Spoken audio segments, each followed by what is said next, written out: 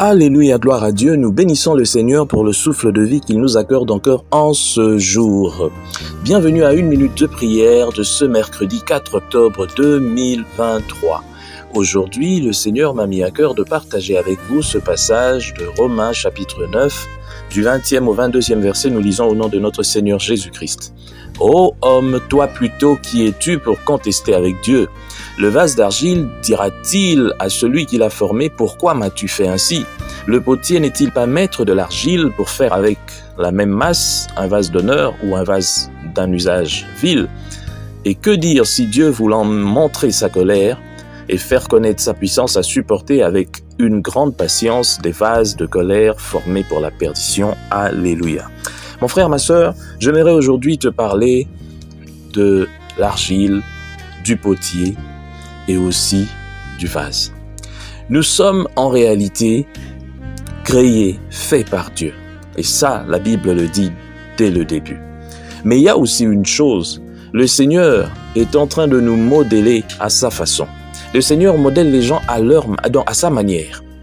Chacun doit être comme Dieu veut qu'il soit ou qu'elle soit.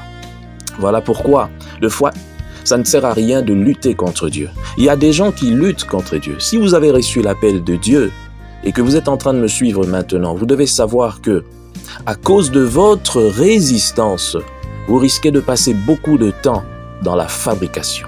Dieu veut que tu sois irréprochable. Il veut te débarrasser de toutes les impuretés. Il veut te donner la forme que lui veut. Mais tu résistes. Quelle est cette argile qui résiste contre le potier ? Dieu veut faire de toi ce qu'il a en tête. Alors laisse Dieu agir. Il y a des gens, il y a des serviteurs de Dieu qui ne veulent pas être formés par Dieu. Ils ne veulent pas se laisser transformer. Ils ne veulent pas se laisser éduquer par Dieu. Et vous verrez que dans votre vie, si vous ne voulez pas vous laisser transformer par Dieu, vous allez faire beaucoup de temps en train de tourner en rond, pendant que les autres seront en train d'évoluer. Et vous serez en train de développer des rancunes, vous serez en train de développer de la haine, vous serez aigri, vous serez jalouse. Et pourtant, Dieu veut que vous puissiez comprendre les choses. Et tant que vous ne comprendrez pas, si vous êtes appelé par Dieu, il ne lâchera pas l'affaire jusqu'à ce que vous soyez comme lui veut.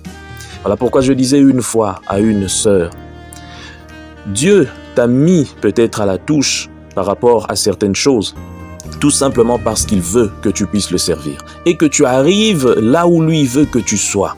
Et si tu résistes, puisqu'il y a des choses que Dieu te reprochait peut-être dans les passés, et voilà pourquoi il t'a emmené à cet endroit. Et cet endroit, c'est pour te former. Mais si tu penses que tu es là injustement, tu es en train de lutter contre Dieu. Et tant que tu lutteras contre Dieu, ça peut durer toute une vie. Dieu doit arriver à son but, te rendre tel que lui veut. Alors laisse-toi, tout simplement. Si tu ne comprends pas, à l'école des dieux, on ne saute pas de classe.